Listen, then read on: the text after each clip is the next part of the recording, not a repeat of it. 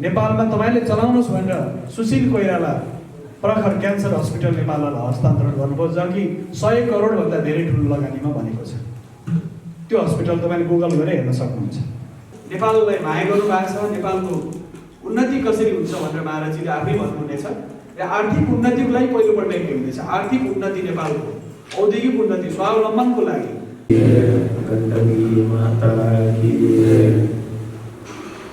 आज एक नेपाल के उत्थान उन्नति के विषय को लेकर के ये पत्रकार वार्ता का आयोजन किया गया। आप लोग हिंदी तो समझ में आता है ना? आता है। देखिए, मैं नेपाल से मेरा बहुत अच्छा संबंध है और मैं उस संबंधों को अपना निजी संबंधों के तौर पर देखता हूँ। इसीलिए नेपाली भाषा तो मुझको समझ में आता है, बोलने में थोड़े मुश्किल हो जाती है, समझ में आता है आप लोग जो बोलते हैं। तो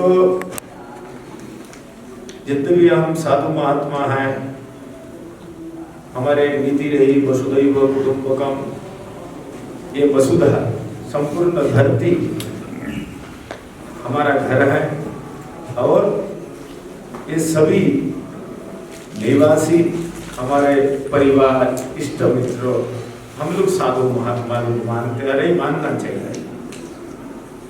जब विश्व के अंदर में भातृत्व की भावना रहता है तो विश्व के अंदर में शांति और सद्भावना बनी रहती है।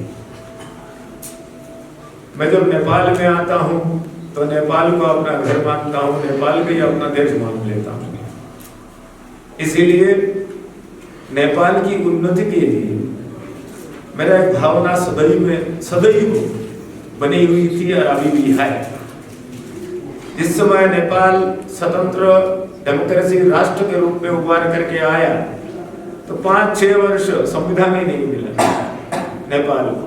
अब संविधान बिना पुलिस भी क्या करेगा, कोर्ट भी क्या करेगा, संविधान बिना तो कार्य नहीं हो सकता है।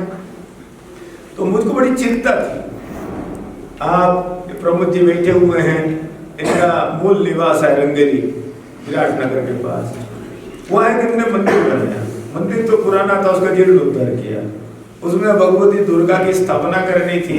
मेरे पास आए काशी में आप और इस समय विराटनगर के जो रंगेली के मेयर दिलीप पगड़िया, ये दोनों जन आए। आप ये मूर्ति का स्थापना आपके हाथ से हो जाए।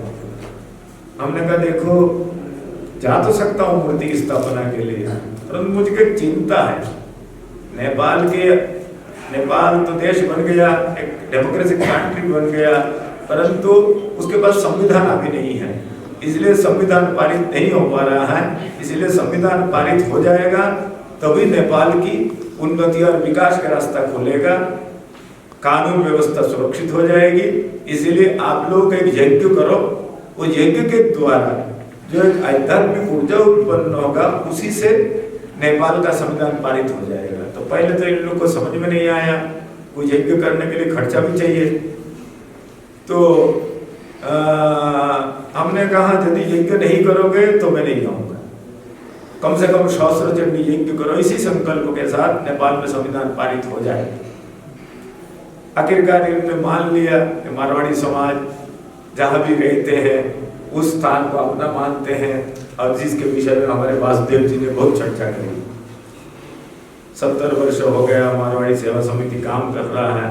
हर मुश्किल में, हर तकलीफ में नेपाल के ये साथ देते हुए आए। तो इनको समझ में आया और निश्चय हुआ। सहस्त्र चंडी महायज्ञ, काशी के विद्वान लोग, नेपाल के विद्वान लोग मिल करके यज्ञ को पूर्ण कराया शांति को। आप ये एक घटना चल रही है। जिस दिन यज्ञ की पूर्णाहुति थी लगभग 1 बजे, और उसी दिन सवेरे 10:30 बजे आपके संविधान की घोषणा पारित हो गया। संविधान ये इतिहास है। आप लोगों ने पत्रिका में उस समय तारीख क्या था, याद है आपको? 15 तारीख तो याद नहीं, मैगजीन निकाली उसमें वो जब भूकंप आया था उसी समय की बात है।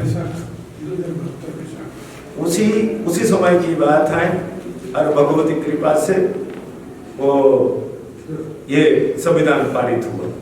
तो मेरे मानसिकता सदैव रहा नेपाल उन्नति और उत्थान की शिखर पर जावे। मैं नेपाल में आता हूँ, कोई यहाँ मेरा कोई भक्त मंडली बनाने के लिए अथवा कोई धन संपत्ति इकट्ठा करने के लिए, ये सब मेरी मानसिकता कभी भी नहीं रही है।